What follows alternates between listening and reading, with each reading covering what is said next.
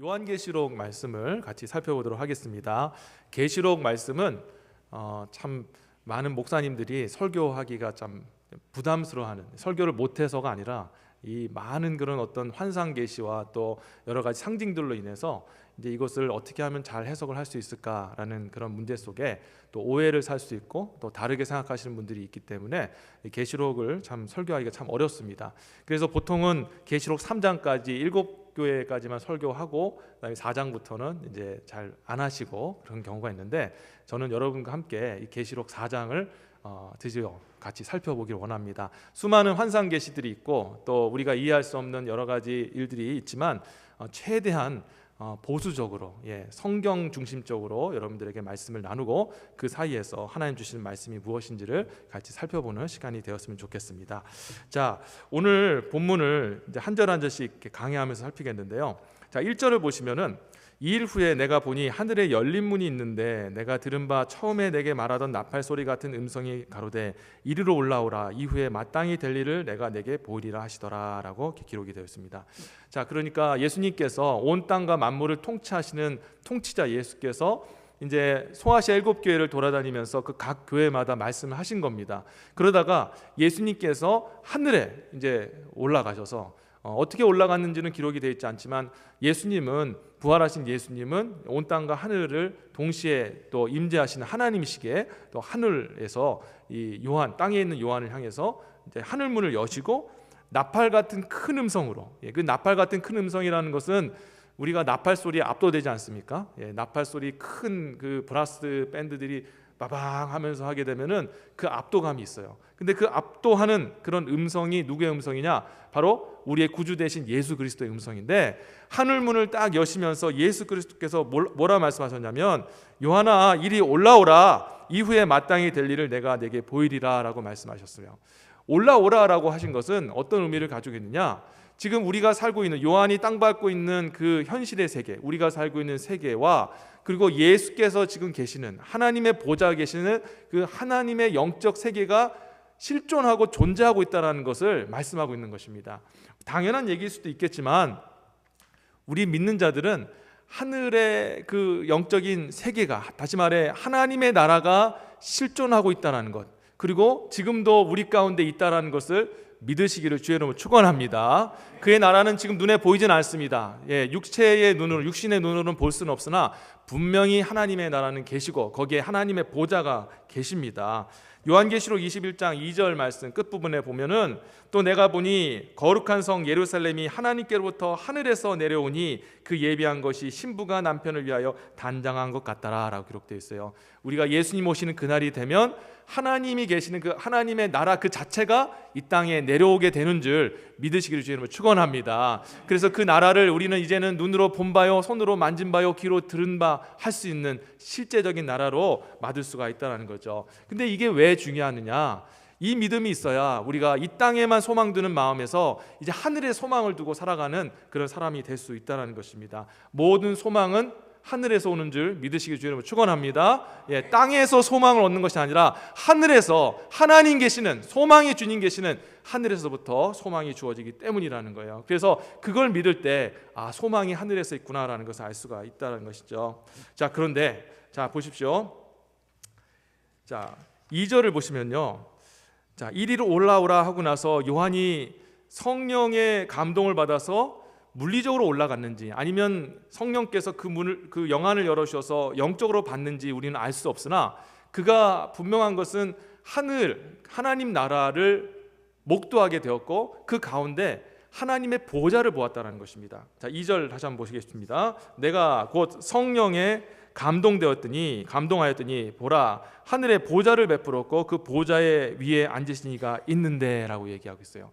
지금 하늘 위로 올라가서 아니면 환상을 보았던지 간에 하나님의 나라를, 영적 세계를 딱 와서 보게 됐는데, 보았는데 제일 먼저 보았던 게 뭐냐? 하나님의 보좌가 보였다라는 겁니다. 근데 이게 굉장히 중요한 거예요. 왜 성령께서는 요한에게 다른 것, 우리가 뭐 천국을 생각하면은 꽃이 있고 뭐 사자와, 이사야서 말씀 보면은 사자하고 양들이 같이 뒹굴고 아이들이 그 뱀의 그 굴에다가 손을 넣는데 물지 않고 이런 걸 상상하면서 어떤 낙원을 생각하는데, 근데 성령께서 이 모든 교회에다가 하나님의 나라의 실존을 선언하기 원하시는 성령께서 왜 요한에게 가장 먼저 그런 낙원의 아름다운 모습을 보인 것이 아니라 하나님의 보좌를 보이셨냐라는 거죠. 그게 의미가 있어요. 그 이유는 하나님의 보좌를 보이셨다는 것은 하나님이 온 하늘과 땅을 통치하시는 만유의 주시라는 것을 말씀하고자 하는 것입니다. 보좌라는 것은 throne이라고 이렇게 영어를 표현하는데, 통치자, 또 주권자, 심판자, 그런 의미를 가지고 있죠. 심판하신다, 통치한다, 주권을 가지시고 또 인도하신다라는 뜻을 가지고 있습니다. 그러니까 하나님의 보좌가 보였다는 것은 하나님이 하늘과 땅의 모든 것들을 통치하시는 이 모든 것의 만물의 통치자 주님이시라는 거예요. 자, 그런데 이거를 여러분들이 믿음으로 받는 게 굉장히 중요한 거예요. 왜냐하면 자, 예수님께서 마태복음 6장 10절에서 이런 말씀하셨거든요. 자, 주기도문 말씀인데 제가 지난 시간에도 여러분과 함께 나눴던 말씀인데, 나라의 임하오시며 뜻이 하늘에서 이룬 것 같이 땅에서도 이루어지이다라고 이렇게 말씀하셨어요.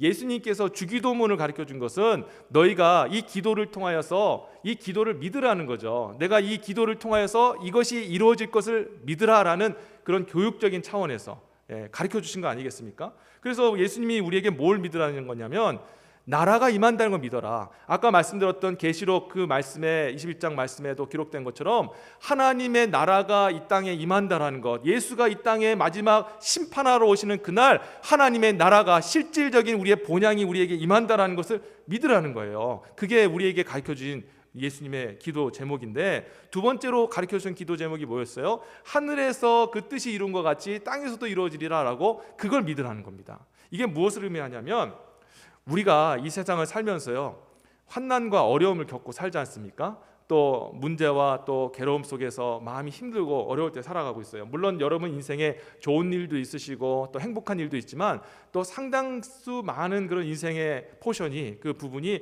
어려움과 괴로움과 또 고통 가운데 살아가고 있어요. 근데 우리는 이런 어떤 어려움을 겪으면서 하나님에 대해서 오해해요. 하나님, 왜 저를 내버려 두십니까? 하나님이 정말 살아계시다면 나의 이 고통을 그냥 내버려 두지 않겠습니까? 왜 저를 힘들게 하시나요? 라고 이렇게 생각하는 경우가 있어요. 그러니까 이 인생의 어려운 문제, 고난의 문제를 어떻게 해석이 안 되는 거죠. 자, 그런데 예수님이 뭐라 말씀하셨냐면 너희가 모든 뜻이 하늘에서 뜻이 이루어진 것 같이 땅에서도 이루어지는 것을 믿으라 라고 말씀하셨어요. 그 말은 모든 것이, 우리 인생에 지금 땅에서 일어나는 모든 일들이 실은 하나님께서 하늘에서 통치자 되신 하나님께서 먼저 결정하시고 뜻하신 것에 대한 결과라는 것을 얘기하고 있는 겁니다. 그러니까 다시 말씀드리자면 여러분 인생에 찾아온 문제와 어려움, 시련, 이 고난이 실은 그냥 살다 보니까 일어난 어떤 사건이, 불행한 사건이 아니라 하나님께서, 하늘에 계신 하나님께서 다 뜻하시고 계획하신 바 속에서 주신 하나님의 섭리라는 것입니다. 여러분, 근데 이걸 믿어야 되는 거예요. 그럼 여러분들이 하나님 너무 하신 거 아닙니까? 아니, 이렇게 우리를 괴롭게 하고 고통스럽게 하는 뜻을 가지고 있다는 것은 우리를 미워하신다는 그런 뜻 아닙니까? 라고 얘기하시는데 그게 그렇게 해석하시면 안 돼요. 왜냐하면 만약에 이 말씀이 없었다면 우리 그렇게 받아들여도 됩니다. 근데 예레미야 29장 11절에서 우리 주님이 말씀하셨어요. 제가 너무너무 좋아하는 말씀, 여러분도 아마 좋아하시지 않을까. 나 여호와가 말하노라, 너희를 향한 나의 생각은 내가 하나니 재앙이 아니라 곧 평안이요 너희 장래에 소망을 주려 하는 생각이니라. 아멘. 하나님의 그 계획, 하나님의 그 뜻, 내 생각 내가 잘 아는데 그게 뭐냐? 너희가 괴로워지는 것, 그리고 고통스러워하는 것이 아니라 너희에게 장래에 소망을 주려는 거야. 소망을 준다라는 것에 어떤 의미가 있어요? 문제가 이미 해결되어졌고, 그리고 그 문제 속에서 다시 하나님의 그 비전을 바라보게 됐다는 것을 의미하는 거 아닙니까? 평안이 주어진다라고 말씀하셨다는 것은 우리 모든 그런 문제들을 우리가 이길 수 있는 힘을 얻고 그 자유를 누리고 있다는 거 아니겠어요? 그러니까 우리 하나님이 우리에게, 하늘에 계신 하나님께서 하나님의 섭리와 인도 속에서 어려움도 주시지만 그 어려움의 끝에 하나님께서 평안과 소망을 주신다는 것, 그것이 우리에게 반드시 이루어진다는 것을 이 말씀을 통해서 믿으시기를 바랍니다. 왜냐하면 하나님이 하늘에서 통치하시고 땅에서 통치하시기 때문에 그렇습니다. 그래서 여러분, 우리가 이런 이 요한을 통해서 성령께서 보여주신 것은 보좌를 보라. 이 보좌에서 하나님이 하늘과 땅을 통치하시는데 그 하나님이 자기 자신을 빌어서 말하기를 내가 너희에게 소망을 줄 것이다, 평안을 줄 것이다 말씀하였으니 너는 그 하나님을 믿고 하늘을 통치하시나 땅도 통치하시는 하나님을 믿고 믿음으로 승리하며 나가라라고 말씀하고 있는 것입니다. 성도 여러분, 혹시 여러분 인생에 어려움이 계신가요? 고통이 있나요? 괴로움이 있나요? 걱정하지 마시고 주님을 의뢰하고 신뢰하면서 믿음으로 한 발자국 한 발자국 걸어나가게 되시기를 바랍니다. 지금은 어두울 수 있습니다. 그러나 우리의 모든 것들 가운데 마지막에는 평안과 소망을 주시는 그 하나님이 우리의 통치자시고 우리의 주인이시기에 여러분의 인생은 점점 주님 보는 그날이 다가올수록 밝아지게 되고 또 승리하게 될 줄 믿습니다. 자, 이렇게 하늘과 땅을 통치하시는 하나님을 보좌를 본 이 요한이 자연스럽게 볼 수 있는 게 무엇이겠습니까? 바로 보좌 위에 앉으시니 바로 우리가 경외하고 우리가 사랑하는 하나님을 이제 보게 되는데, 자 3절 보세요. 자, 무엇을 보았을까요? 앉으신 이의 모양이 벽옥과 홍보석과 같고 그 또 무지개가 있어 보좌에 둘렀는데 그 모양이 녹보석 같더라라고 기록되어 있습니다. 자, 지금 하나님 보좌 위에 앉으시니, 다시 말해 우리 아버지 하나님을 보았는데 보석과 같다라고 얘기합니다. 근데 이거는 그냥 보석을 봤다는 게 아니라 보석이 박혀 있다는 것을 의미하는 것이라 그 보석 빛깔이 흘러나왔다는 거예요. 다시 말해 보좌에 앉으신 이가 빛으로 자기 자신을 나타내 보이셨습니다. 하나님은 영이시라서 당연히 형상이 없으시기 때문에 절대 눈으로 볼 수가 없어요. 그러면 어떤 모습으로 나타날까? 빛으로 자신을 계시하십니다. 빛으로 나타내시는 거예요. 근데 그 빛이 그냥 우리가 보는 형광색 빛이 아니라, 눈을 그냥 밝게 만드는 그런 빛이 아니라 형형 색깔의 빛이 비쳤다. 그러면서 내가 처음 봤던 색이 무엇이냐? 바로 벽옥이었다라고 얘기하고 있습니다. 벽옥은 뭐냐면 푸를 벽자를 써서 푸른빛이 나는, 하늘색 빛이 나는 그런 보석을 말하는데, 이 푸른빛은 어떤 의미를 가지고 있냐면요, 깨끗함, 순결함 의미를 가지고 있어요. 그러니까 하나님의 보좌, 하나님의 그 존재에서 푸른빛이 났다는 것은 하나님은 죄가 없으시고 죄로 인한 오염과 그리고 또 더러움이 없으시고 죄의 그림자조차 없으신 완전히 무결하시고 순결하신 분이시다라는 것을 이 벽옥빛깔을 통해서 알 수가 있는 겁니다.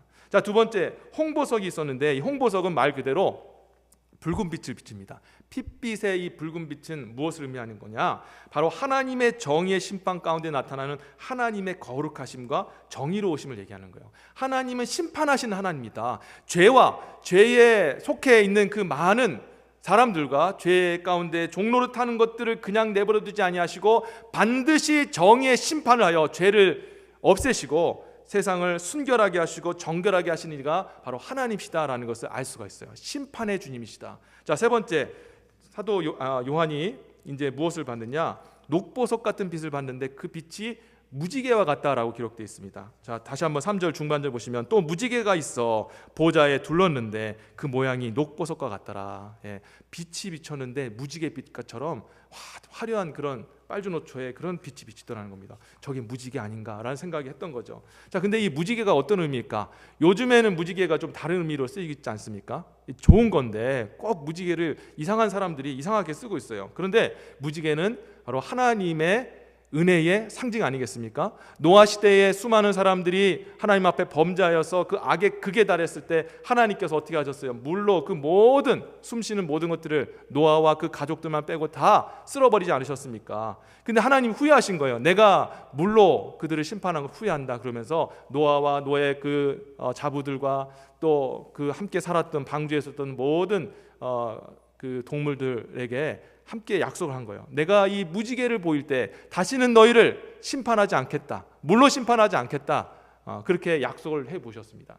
그래서 이 무지개라는 것은 어떤 의미냐면은 하나님의 이 심판을 거두시는 은혜, 심판이 있지만 하나님께서 다시는 심판하지 않겠다라고 은혜와 자비를 베푸시는 것을 이 무지개의 의미를 가지고 있는 거예요. 자, 그런데 우리가 그러면 하나님을 이 색으로 정의를 했는데 그 색을 우리가 모아서 정리하면 이런 하나님이십니다. 하나님은요, 본성상 죄는 없으시고 완전 무결하고 순결하시나 죄를 용납하지 아니하시고 반드시 그 죄와 죄에 속한 자들을 심판하시는 심판주이시나 그러나 그 심판을 거두시는 노하기를 더디하시고 은혜와 자비가 풍성하신 하나님이다. 이게 바로 이 색 을 통해서 나타나는 하나님의 본성이라는 거예요. 그런데 우리가 여기서 질문이 하나 있죠.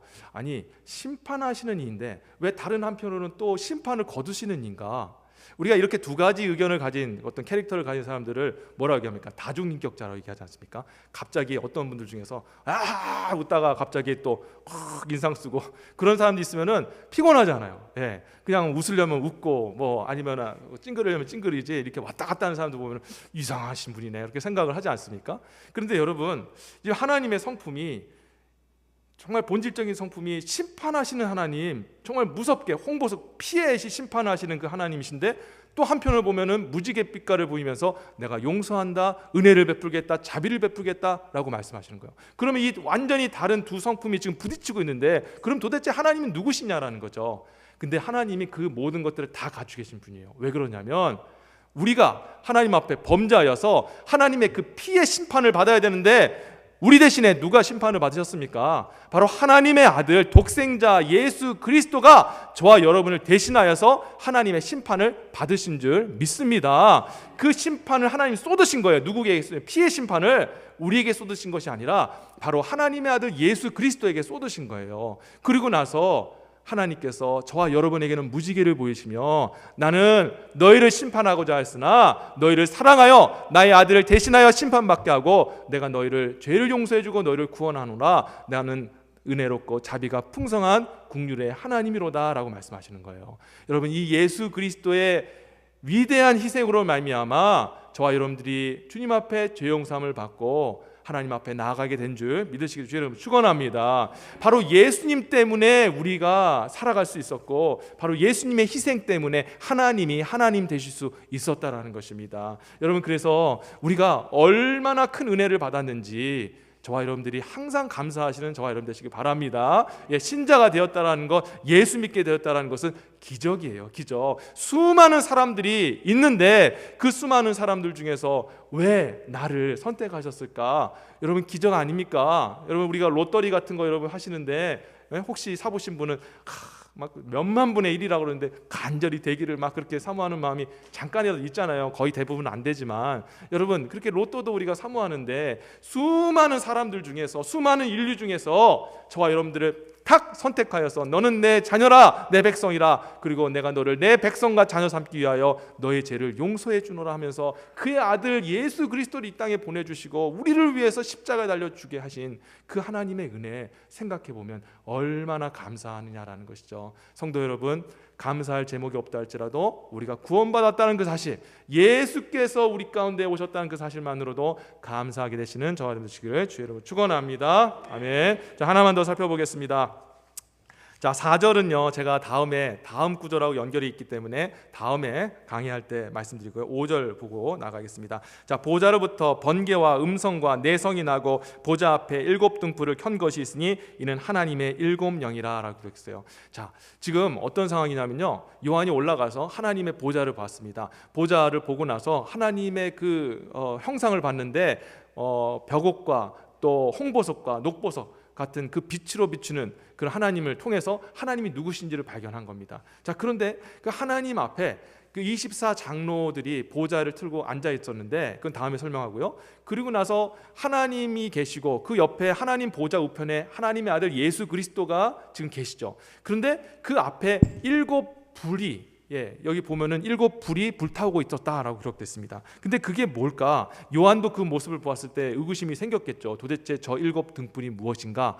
근데 성령께서 감동 주셔서 딱 알게 하신 거예요. 그게 뭐냐? 하나님의 7 영이라고 얘기하고 있어요. 여기 하나님의 7 영이라 하니까 우리가 해석할 때, 야, 하나님이 가장 총애하는 7 천사의 영을 의미하는 게 아닐까라고 생각할지도 모르겠습니다. 아니면은 순교한 역사의 그 역사상 가장 하나님 앞에 순결하게 나갔던 어떤 사람의 영혼이 아닐까? 그게 아니라요, 성경에 보면요 3, 7, 10, 12 특별히 이 네 숫자는 어떤 의미를 가지고 있냐면 완전수를 의미하는 겁니다. 그러니까 숫자 3, 숫자 7, 숫자 10, 숫자 12를 의미하는 것이 아니라 완전하다, 완벽하다라는 뜻을 가지고 있는 거예요. 그래서 이 7이라는 숫자가 나왔는데 7 등불이 있는데 7 영이다라고 했는데 그 영은 뭡니까? 일곱을 완전수라고 이해한다면 완전한 영을 얘기하는 거예요. 온 우주의 완전한 영은 누굽니까? 바로 하나님의 영이신 성령이십니다. 여러분, 이 일곱 영은요, 성령을 의미하는 것입니다. 자, 그런데 여기서 우리가 중요하게 관찰할 것은 이 성령이 어떤 형상으로 있느냐? 불의 형상으로 있다는 거예요. 확 타오르는 그 불로 나타나셨다는 겁니다. 자, 보세요. 성부 하나님은 빛으로 나타나셨죠. 아름다운 보석 빛깔로 세상을 밝게 비추며 하나님의 영화로움을 나타내시는 빛으로 계시고, 성자 예수님은 어떻게 계십니까? 육신을 입은 인간의 형상으로 계시고, 그리고 성령은 어떻게 계신다고요? 불의 형상으로 계신다는 거예요. 하나님의 성령의 특징이 불입니다. 여러분, 그걸 꼭 기억하세요. 그래서 사도행전 2장 말씀에 보면, 2장 1절 3절 보면 성령이 이 세상의 역사의 한 순간에 나타나시잖아요. 지금까지 감추셨던 그 성령이 이제 내가 사역할 때가 되었다면서 이 땅에 내려오셨을 때 무엇으로 나타나셨습니까? 불의 형상으로 나타나셨어요. 오순절 날이 이미 이름에 저희가 다 같이 한 곳에 모였더니 호련히 하늘로부터 급하고 강한 바람 같은 소리가 있어 저희 앉은 온 집에 가득하여 불의 같이 갈라지는 것이 저에게 보여 각 사람 위에 임하여 있다니. 아멘. 예, 불의 형상으로 나타나셨어요. 무엇을 의미합니까? 성령은 불이시다. 불의 특징을 가지고 있다는 겁니다. 자, 그럼 불이 하는 일이 뭐냐? 태우는 거죠. 그럼 뭘 태울까요? 우리의 죄악을 태우는 줄 믿으시기를 바랍니다. 그래서 이 죄를 태우시는 것이 성령이 하시는 일이라는 거예요. 그래서 죄를 깨끗하게 하시고 태움으로 말미암아 모든 더럽고 추한 것들을 완전히 태워서, 그래서 성경에서 보면 하나님 앞에 제사를 드릴 때 어떻게 합니까? 그 제단에다가 그 모든 나무들을 깔아놓고 태우는 거예요. 왜? 많은 제사 방법이 있을 거 아닙니까? 뭐 산채로 드린다든지 아니면은 그냥 피를 이렇게 해서 드린다든지 뭐 이런 방법이 있을 텐데 왜 굳이 태울까? 그 이유는 그 제단 위에 있는 제물이 다 무엇을 의미합니까? 사람의 죄를 다 뒤집어 쓴 죄덩어리 아닙니까? 그래서 그거를 번제로 드리는 거예요. 그걸 받으시는 거예요. 그걸 무엇을 의미하냐? 성령의 하시는 일들을 의미하는 거거든요. 히브리서 12장 29절 보면 하나님은 소멸하는 분이십니다. 아멘. 하나님은 우리의 죄를 없이 하십니다. 우리를 정금과 같이 우리의 인생의 불순물을 태우시는 분이에요. 인생의 그 어려운 문제들이 실은 여러분 그냥 하나님이 주신 것이 아니라 여러분 안에 있는 불순종, 저와 여러분 안에 있는 하나님을 믿지 않는 그 믿음 없음, 또 악한 습관들을 성령께서 불로 태우시는 재련의 과정인 줄 다시 한번 믿으시기를 바랍니다. 그 과정이 끝나면 욥이 고백했던 것처럼 정금과 같이 주님 앞에 나오리라. 이제 정금이 되면 어떻게 됩니까? 쓰임 받는 거예요. 하나님의 그 영광의 빛을 비추면서 그 정금이 되어지면 그 가치, 그 존재만으로도 엄청난 그런 영향을 끼치고 사람들을 변화시키는 그 일들을 하게 하시는 줄 믿으시기를 주님 축원합니다. 여러분, 근데 이 성령이요, 이렇게 모든 죄악을 태우시는 분이시지만 성령이 불이시라는 의미는 어떤 의미냐면 우리 마음속에 뜨거움을 주시는 분이 바로 성령님이시라는 겁니다. 누가복음 24장 32절을 보면은 저희가 서로 말하되 길에서 우리에게 말씀하시고 우리에게 성경을 풀어주실 때 우리 속에서 마음이 뜨겁지 아니하더냐 하고 라고 했습니다. 자, 이 지금 방금 말씀드렸던 그 본문의 배경이 뭐냐면 예수님이 부활하셨는데 그 부활을 믿지 않는 제자들이 실망해서 이제 각자 고향으로 돌아간 겁니다. 그때 엠마오로 가는 두 제자들도 이제 실망하여서 예수가 돌아가셨고 이제 끝났다. 근데 성경을 여러분 읽어보시면 이미 그들은 예수가 부활하셨다는 소식을 들었어요. 근데 예수의 부활을 들었음에도 믿지 않은 겁니다. 아니야, 그거 거짓말이야. 그거 거짓말이고 그 누가 꾸며낸 얘기하면서 계속해서 믿지 않은 상태로 실망하며 걸어가고 있었어요. 그때에 예수님께서 그들 가는 길에 딱 같이 동행하시면서 이야기하신 거예요. 야, 그러면서 성경에 대한 구약 성경 얘기를 하면서 너희는 왜 성경을 믿지 않느냐? 고난을 받고 그리고 그 하나님의 종이 이제 부활한다는 것이 성경에 기록되지 않느냐? 그걸 믿어야 되지 않느냐? 하고 이제 말씀을 전한 겁니다. 자, 그런데 그렇게 가면서 그들의 마음속에 어떤 마음의 변화가 생겼냐면 점점점 마음이 뜨거워지기 시작한 거예요. 그 믿음 없었던 것들이 이제는 믿음이 생기기 시작하고 예수 그리스도의 부활이 확신케 되어지는 놀라운 역사가 일어난 겁니다. 그게 바로 마음이 뜨거워지는 겁니다. 여러분, 저는 우리 시온제일교회 모든 성도님들 마음속에 뜨거운 마음이 부어지기를 주의 이름으로 축원합니다. 마음이 뜨거워지기를 원합니다. 하나님이 믿어지고 예수의 부활이 믿어지고 우리가 살아가는 이 세상이 그냥 육신의 세계가 아니라 영적인 세상이고 하나님 우리 함께 하시며 우리가 걸어가는 그 믿음으로 걸어가는 세상 속에 하나님이 승리케 하신다는 것을 믿는 그 강렬한 믿음, 그게 바로 뜨거움인데, 그 뜨거움이 누구에게 주어진다고요? 성령을 통하여 우리에게 부어진다는 것입니다. 여러분, 그래서요 예레미야 선지자는 뭐라고 얘기했냐면, 내가 다시 여호와를 선포하지 아니하며 그 이름을 말을 하지 아니하면 나의 중심이 불붙는 것 같아서 골수에 사무치니 답답하여 견딜 수 없나이다 라고 고백한 거예요. 예, 성령이 임하면요 답답하게 견딜 수가 없어요. 성령이 임하면 그래요. 제가 예전에도 말씀드렸지만 이 은혜를 받고 정말 성령을 받으니까 어떤 현상이 일어나면 말하고 싶어지는 그런 일이 벌어집니다. 저는 그런 경험을 여러분도 하시기를 진심으로 바랍니다. 성령이, 그 불같은 성령이 임하면요 마음이 뜨거워요. 말하지 않을 수가 없는 거예요. 그래서 제가 지금 생각해 보면 야, 그게 어떻게 가능할까 생각되는데, 학교 다닐 때요 마음이 뜨거우니까 지나가는 그 대학교 때 친구들 또 후배들, 제가 그때 복학을 했었던 때라 가지고 후배들이 더 많았는데, 후배들 지나가면은 보통 뭐 그런 이런저런 뭐 잡동사니한 얘기 막 하자가 가지 않습니까? 근데 그 애들 보자마자 너 예수 믿니? 예수님이 너의 인생의 주인인 거 믿니? 얘가 당황하는 거죠. 황당한 거죠. 갑자기 어떤 형이 와가지고, 복학생 형이 와서, 오빠가 와서 갑자기 와가지고 너 예수 믿니? 너 예수가 너의 인생의 주인인 거 믿니? 너 예수 안 믿으면 너 지옥 가는 거 믿니? 이런 얘기를 하니까 얼마나 벙쪘겠습니까? 근데 저는 그거를 말하지 않을 수가 없었던 거예요. 너무 답답한 거예요. 그래서 한 번은요 오전에 학교 가는데 좀 오전 한 10시 수업이라 가지고 이제 학교 9시 반쯤 해 가지고 애들이 커피 먹고 있길래 저도 커피 이제 먹으면서, 근데 성령은 계속 말해라 막 부담을 주는 거죠. 그래서 먹으려고 하는데 말할 분위기인가 아닌 거예요. 그래서 저도 좀 인간의 성정이 있기 때문에 성령님 이거 지금 타이밍은 아닌 것 같습니다. 지금 수업도 들어가야 되고 저도 마음이 좀 급한데요.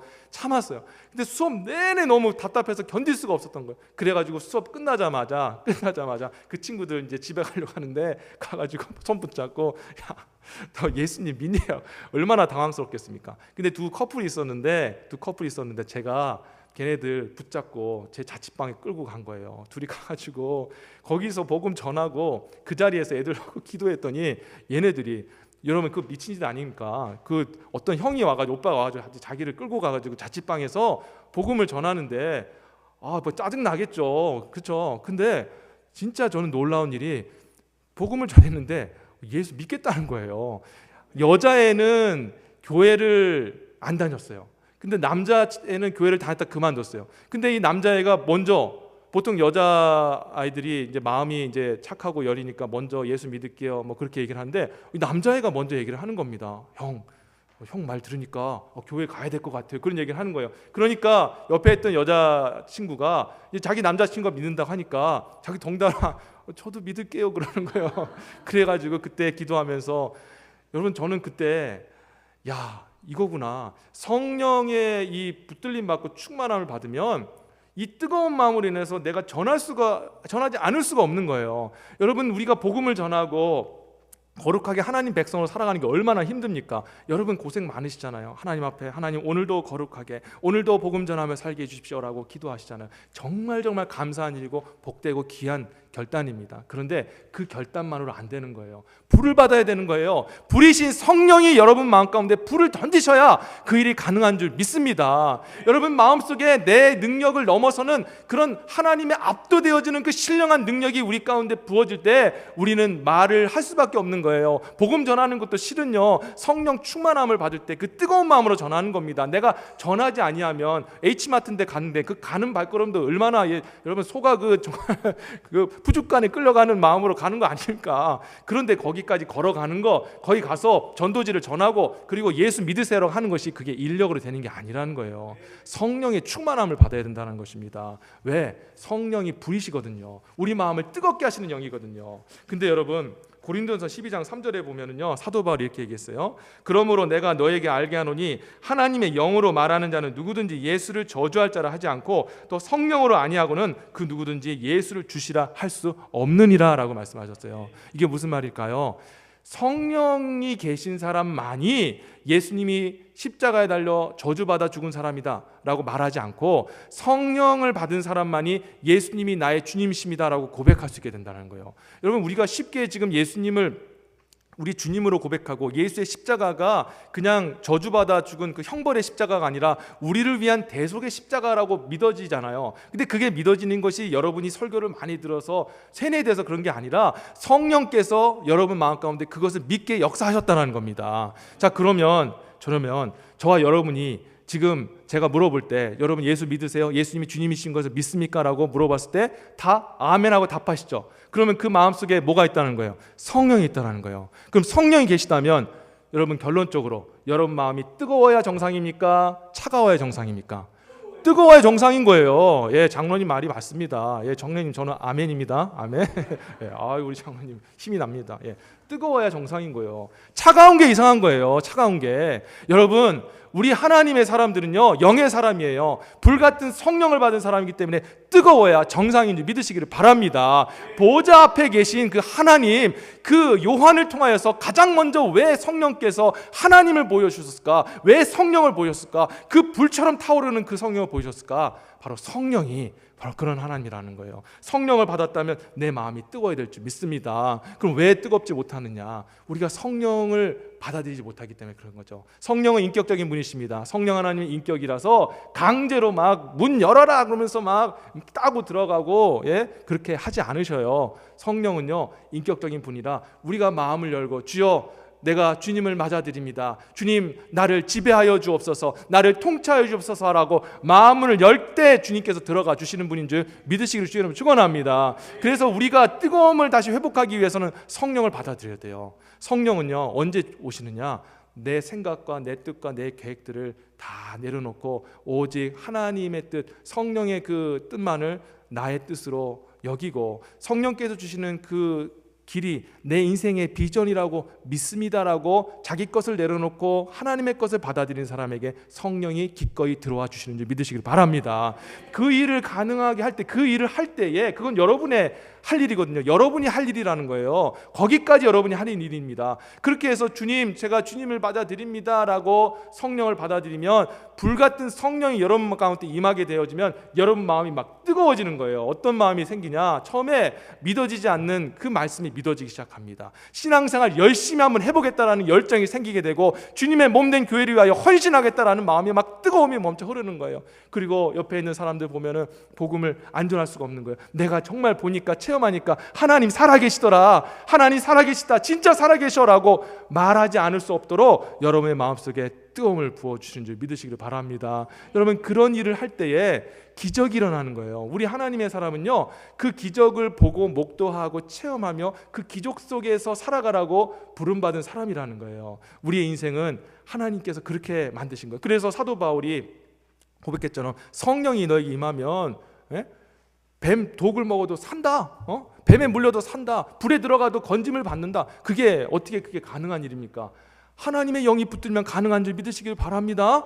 예, 여러분 다니엘도 마찬가지 아닙니까? 하나님 앞에 마음을 정하고 주님, 내가 이 세상에 이 느부갓네살 왕의 그런 어떤 우상의 제물을 먹지 아니하고 오직 죽으면 죽으리다라는 그 마음을 가지고 하나님만을 섬기겠습니다라고 마음을 결단했을 때 그에게 성령이 임하였고 그 성령이 임하니까 불구덩이에 떨어져도 살고 사자굴에 던져져도 사자들이 먹지 않는 기적이 일어나게 된 거예요. 그거는 다니엘에게만 일어난 기적이 아니라 모든 성령이 그 안에 함께 하시는 모든 사람들에게 부어주시는 은혜인 줄, 당연한 특권인 줄 믿으시기를 바랍니다. 우리는 그런 특권을 받은 사람이에요. 오늘 이 말씀을 맺으면서요, 오늘 이 요한을 통해 성령께서 이 보좌와 그리고 성부 하나님, 성령 하나님을 보여주셨어요.